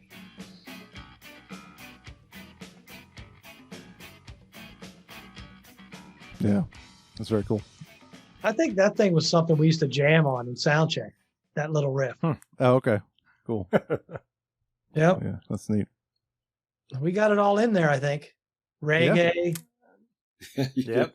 thrash, Yeah. blues, Country, a No little rap. bit, and prego, I think. No rap metal. classical. Classical's definitely in there, yeah. Yeah. It's all in there. Yeah. So That sort of thing was intentional, though, to get those elements in there. Right. And that's the thing I have to say about this album is I love how, you know, it's a blatant just like we're doing what the hell we fucking feel like, and you know, I don't know if it's you don't care about whatever if anybody else is going to care or not, but I liked, you know, the musicianship. You could tell from start to finish, but also, you know, you got with how you guys you know, you guys played around with genres that wouldn't normally fit in a metal album, and it was cool. Yeah, we never really wanted to get pigeonholed, and we just, you know, we wrote what we like to play. We liked being able to pull that kind of shit off. Yeah. You know? But I mean, that's the thing. Like, I don't think a lot of, you know, other bands were able to just throw like fucking reggae on an album. I mean, what other, you know, who else did that shit? I mean, sure, you know, Anthrax, you know, very recently after this, I guess, would have done the rap thing, but still throwing reggae in there is just, you know, almost absurd. You know, it's in 91, you know? Yeah, I know. What's a metal band doing throwing reggae in there? Yeah. The only bands I could think of would be Scatterbrain, maybe Nuclear Assault, but they're kind of. I mean, I don't know about Nuclear. Yeah, no, Scatterbrain I can see though, because they did some weird kind of stuff. Yeah, they did. Yeah, they had the classical song things going on. Yeah. Like they would actually nothing like this, but yeah. But that was kind of their deal. That was their shtick, though, with Scatterbrain. Yeah, it was. Yeah. Well, this being 91 also, I mean, 91 was a weird year. By the end of 91, Nirvana had happened, Soundgarden had blown up, Pearl Jam had blown up, and, you know, where does Wrathchild fit? Well, yeah, we didn't fit anywhere then. Right. Yeah. Yep. It's a strange time for music. I mean, I'm sure the further we get into the 90s, it's going to get weirder and weirder. Because with this show, we're doing basically 30th anniversaries of albums. So we're going to get into 92 and 93 and 94 and 95, and it's going to get stranger and stranger as we go. Oh, yeah, for sure. Yeah, yeah. Yep. I mean... Yeah. I'm excited about that, though, because there's, like... I know Tim and I, our musical taste kind of varied as we got older. Like, you get into different stuff as you get older. And around that time, like, you know, 93, 94, 95, there were all these different bands coming out that were not traditional metal or not metal at all that I was starting to get into. Like Garbage was one of those bands. Like, they were one of the first bands that was not, they weren't metal, but I was like, this is good. This is like, it's different what I'm used to, but it's very good. Yeah. So, you're like, am I allowed to like this? Yeah, exactly. Right. Can I tell my friends I like this band? Exactly. Yeah. Like when we heard Deftones the first time, we're like, this is good. Yeah. I like this. Yep. Yeah. And that was different when that came out. Oh, yeah. Really different. And Korn was different too. It was like, this is cool. This is yeah. weird, but I like it. Yep. Yeah. Not all of us liked it, but you can like it all you want. But, you know. Not everyone likes it. Thankfully, you know, not all of us. You know. Thankfully. Well, we liked it. Anyway. Yeah. I didn't know Keith didn't like Korn. He does not like. I know Keith doesn't like Korn. Oh, okay. Well, we should we do this thing, Brad, on the show. We grade albums. We give it an A through F grade. So yeah. Here it comes. We're gonna put you on the spot too. Truth comes out. So, you're gonna put me on the spot. Yeah, you gotta grade your own album. Yes, but we'll start. Oh my God, you're gonna make me grade my own record? Yes. We'll start though. I mean, it's easy for me. It's an A+ for me. It's it's A+. This is like top 5 of albums of 91 for me. Like top 3 of 91 for me. Yeah, it's up there. A+. This is one of the first CDs actually too. Nice. Keith, I'm gonna go B plus, just to piss off Eric and Tim. I don't know. I mean, I love this album. I love the musicianship. I love like how you just play around with genres. The fact that you just throw in what the fuck you want instead of sticking to a goddamn, what's expected. The fact that you don't do what you're supposed to do is fucking admirable. I love that. I love how there's a I don't know. It's probably Larkin's influence here, but kind of there's just a steady chug to this entire thing. Like the tempo is always fucking moving it along. Unlike the other three guys, I had never listened to you guys back when I was younger, but so this was one of those. I'm the punk on the metal show. I'm the adverse opinion. I'm supposed to kind of. He's the Mikey of our life serial. Yeah, exactly. So one way or another, this is. I'd never listened to this album before. Right. I probably have because Joe used to talk you guys up all the time back when we were in high school. But one way or another, I really did love this album. All right, I'll go A instead of B plus. That was not. You didn't have to. Look, it's your opinion, man. Yeah. Well, we dropped the Russian score anyway. So. All right, now Brad, you're up. Almost 50 now it's my turn. Yes. Yeah. Now it's your turn. Now it's my turn. I guess I would give it an A. I guess. Yeah. A for originality. Well deserved. Yeah, absolutely. All right. Cool. So that's good because we had Tommy Victor on. Yeah, I was gonna prove you wrong, and he hates that. Yeah, he was very critical of that album. Yeah, he didn't hate it. He just had some gripes. Yeah, I shouldn't have said that. He didn't hate it. I think he did give it a B though, or something. I mean, it's easy to look back on it and say, it should have been this way or that way, but at the time, that's what we did. Yeah, we were proud of that record. Yeah, it's easy to say, I don't like it, or that's, whatever. But it's still an album. It stays in rotation for me. Yeah. Oh, definitely. No. I mean, Absolutely. And it's, I understand why we didn't sell more records though when I listened to it, because it was missing something that other bands had. Not sure what that is, but maybe it was a little too different. It was a little too all over the place. Yeah, maybe. I mean, Rush was different, but they were always different in the same way, kind of. Yeah. I mean, like he says, we throw reggae in, right? Or we throw a classical piece in the middle of a heavy metal song, right? Yeah. It's like, whoa, new song. But see, we were able to pull it off live because it was live. Yeah. Mm-hmm. We made it like an event, and we were, like you say, we were tight, and so it was a whole different experience. But to try and convey that to a record, that's the part that's where where it's lacking the plus. If we could have conveyed that show that we did live onto that record, it could have been a whole different ball game. Right. Yeah, it's hard. It's weird when some bands take off and some bands don't. And a lot of times I don't even know why. Right. Like sometimes you could tell. Like some bands like, okay, yeah, that band's great. Other times you're like, this band is equally as good. What the hell? I think there's just luck. Yeah, sometimes. Timing, why luck. isn't King's X bigger than they are? Right. I mean, there's lots of bands like that. Yeah. There's a lot of bands. where you're like, yeah, and you're How like, many bands you see it locally? You guys should be time out. bigger than this. And it's just, think about Fishbone and think about Red Hot Chili Peppers. All right.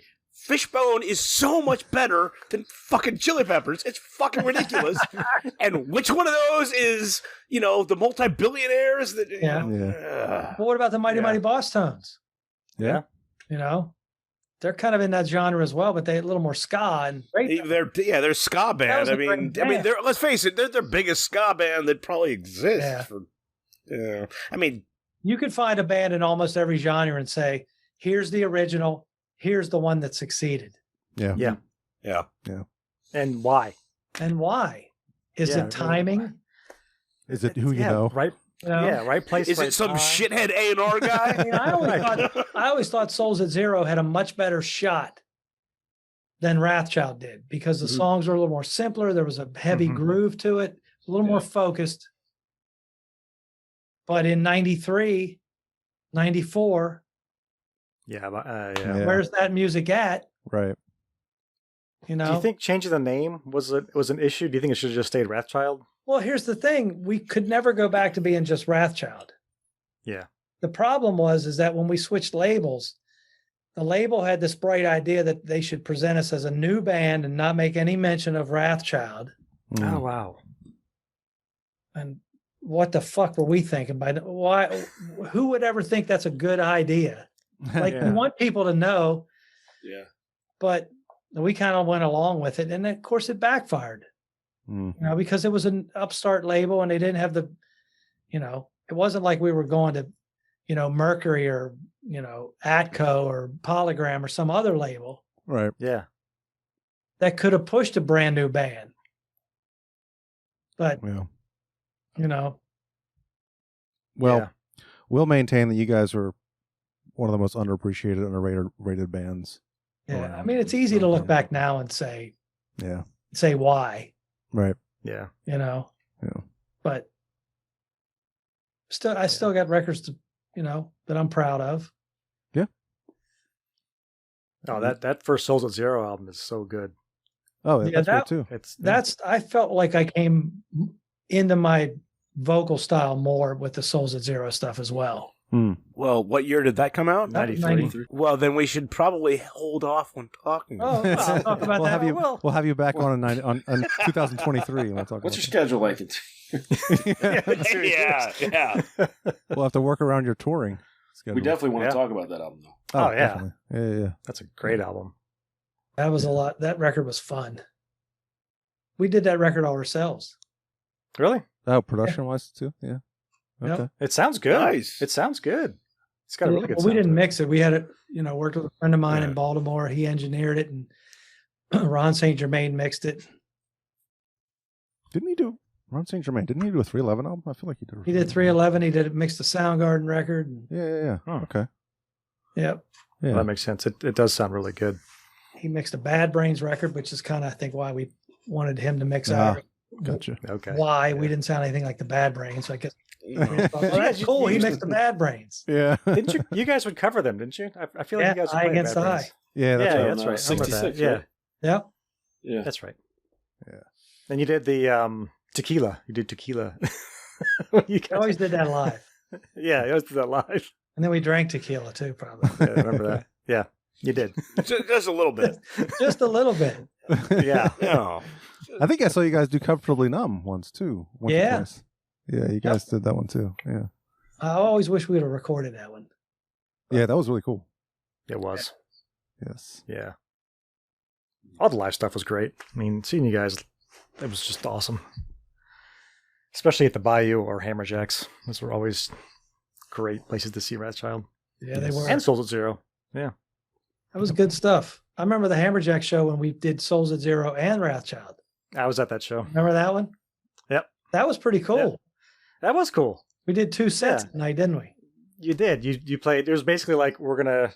This is the end of finalize the Wrathchild. Wrathchild. You opened for yourself? The end of Basically. Wrathchild and the beginning of Souls at Zero is what it was. Exactly. Yeah. They did Yeah. open for themselves. Yeah. Yeah, pretty much. Did you have long hair when you did the Wrathchild? And then And a good haircut and come back and do. Yeah. No, but at some point I did. Shave your head real quick. Souls at Zero. Yes. Yeah. And dyed it blue. What? I I just remember that. couldn't cut it short. I had to go blue too. I don't. Well, Yeah. why I don't not? know. It's the 90s. Exactly. It was the thing to do. That's right. we were all cutting our hair. Yep. Yeah. I was growing my fucking hair at that point. Now my daughter says, "Dad, before you go bald, we need to dye your hair one more time." Like, no, we're gonna leave it like it is. Could dye your beard. Right? There Dye we go. my beard. Yeah. Dye it pink. Like dime, yeah. Yeah, right. I think I'll just be old. Yeah. With the rest of us. You guys aren't as old as me. No. No, not quite. Well, I'm staring down the barrel of 50, so I'm getting there. I'm 59. Okay. I'm staring down the barrel of 60. Yeah. Well, That's You next are. year, though. My cardiologist says I'm good for another 150,000 miles, so I'm good. All right. There you go. good. Yep. Good. All right. Well, we should wrap up. Thank you very much for joining us, Brad. It was Oh, you're welcome. Thanks a I wish pleasure I to could have talk to you. remembered more. well, no, it was great. It's all right. It was great. Yeah. Some of the insight we got to the album was fantastic. Love it. I wish I remembered more too. Yeah, I think we all do. Well, you know, Yeah. Maybe I don't actually. I don't know. It's crazy. certain things I you had your remember and certain things you don't. You know, Yeah. it's funny. Yeah. I It is remember weird. broadside in the rental car into the apartment complex every night after leaving the studio. I remember that vividly. Doing the That was old numerous e-brake times? thing and broadside and right into the Oh. driveway. Oh wow. Yeah. See, why do I remember that, but I can't remember writing 3D? Who knows? Or I remember that we went out and bought a whole bunch of booze before I sang I Ain't Drunk. Because I Nice. remember saying, I can't sing this song if I'm not drinking. It's a valid point. Exactly. Yeah. So there you go. It's authentic. Exactly. Yeah. That's crazy. I had the Wrathchild 4-track demo in '87. Oh yeah. Oh yeah. Wow. Yeah, it had Demo. That's climbing the walls. Hell's and Hell's Gates. Gates. Day of the Thunder. Days of Thunder was and then there was the name of that demo. What else was on that? There was one more song. I think Wikipedia. I think it was the Candy from a Madman. Yeah, I think it probably was. I think it was. Yeah. So that was obviously before Climbing the Walls came out. So Yeah, 4-song cassette. yes, the Right. cassette, and it was like a copy of a copy of a copy, but I still played the hell out of it. So like this, Right. it was like this is actually like a local, really good thrash band. This is amazing. Cassettes are coming back, I hear. Yeah, they are. no. It's I kind of don't weird. know why they sucked the first time. Yeah, I know. don't know. Yeah. They're terrible. They sit out in the car and then the volume would go up and down. I wonder why Oh, that yeah. is, though. Cassettes of all things. I can see albums coming back. Mm-hmm. Well, Yeah, no, if 8-tracks come back, Well, see, I'm golden if 8-tracks come back, man. I'm going to get out my AC/DC Let There Be Rock 8-track. No, I don't think 8-tracks will ever come back. no, I don't think so. I don't think so. That's dead and gone. Or Dead, laser dead. discs. You're ready for that, right, Tom? Laserdisc. Yeah, right. No, Or Betamax. Yeah. no, Yeah. Betamax. There we go. Or even VHS. That's not coming back. No. no. I have a VHS just hanging around. So you can yeah. transfer all that stuff. I got some VHS tapes. I even Yeah. got a player. I got a cassette deck, but I'm not going to hook it back up. Yeah, I have it right behind me is a cassette and CD player, but I never ever use it. I transferred all Yeah. my cassettes and VHS stuff to DVD and CD many years ago. Yeah. Yeah. Before before the cassette deck ate one of the tapes. It is funny how I'm buying vinyl now whenever a new album comes out, and not like it used to be CD, and now it's I don't even bother with that. Like the new Gojira, I mean, Gojira 'cause- came out, I'm like, well, I got to get that on vinyl. That's like the go-to now. It's interesting. Because it's cool. Because Is there still a limit on the, like with vinyl back in the day, you could only do like 40, I don't know, it was 45 minutes or something was your time limit for vinyl until you started losing sound quality because the grooves would have to be narrower and you'd have less low end on the record. Mm-hmm. Is that still the case? I think so. I feel, most albums are 2 records now. Yeah. Is that what it is? Yeah. Yeah. Like 4 I know sides. Hardwired by Metallica when that came out, that was definitely two albums. So 4 Yeah. sides, yeah. Yeah. Yeah. That must be why records back in the day were so short.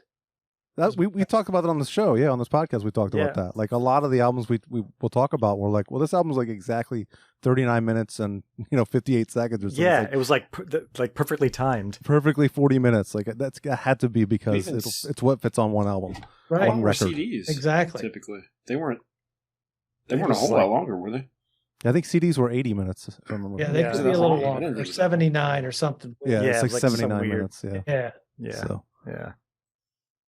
Interesting. Now everything's streaming. So you're like, well, I'm just gonna play it on my phone. So I'll just buy the vinyl because the vinyl's way cooler. Yeah. It's, yep. just bigger artwork.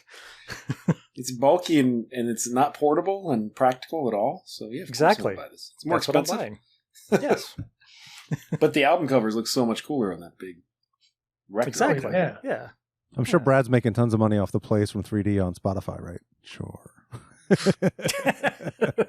You know, I actually signed up to Sound Exchange, which is a company that tracks digital play. You know, Yeah. every so often I get like $4.55 or $7.89 or. So I don't know if I'm getting Spotify or not, but the dough's just rolling in.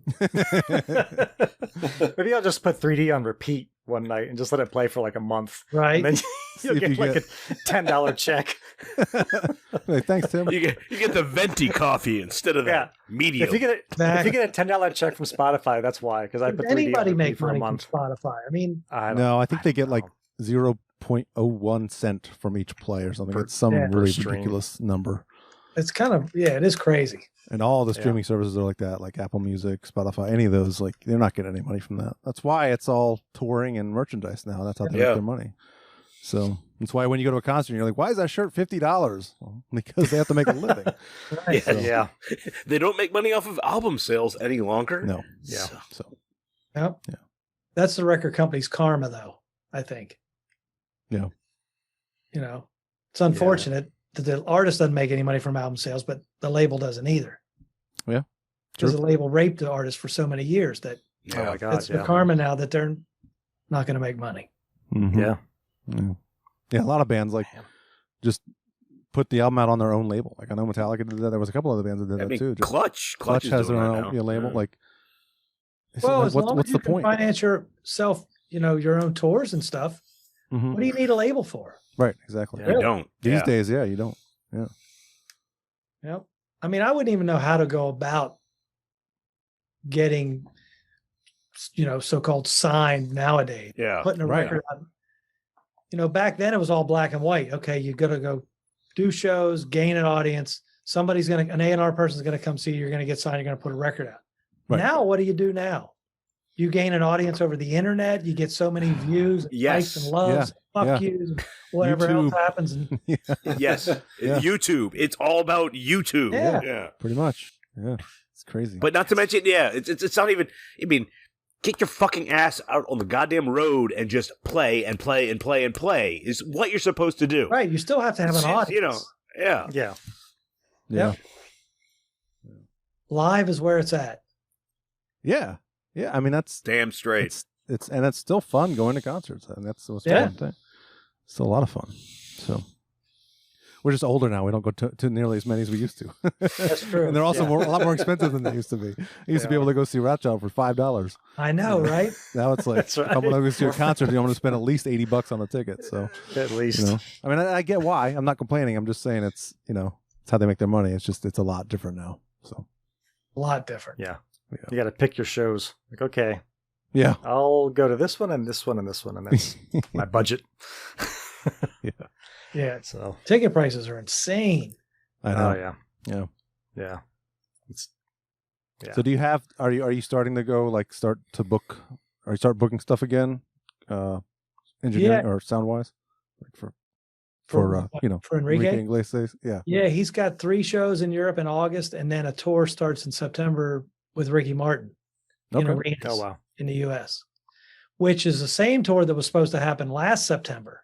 And it just got moved a year ahead. Gotcha. So you'll be busy this fall. I'll be busy this fall. All those shows got announced again, so I'm guessing that it's definitely going to happen. Otherwise, they probably would have never announced it. Mm-hmm. Yeah. Yeah. And well, good. Yeah, he works just enough for me.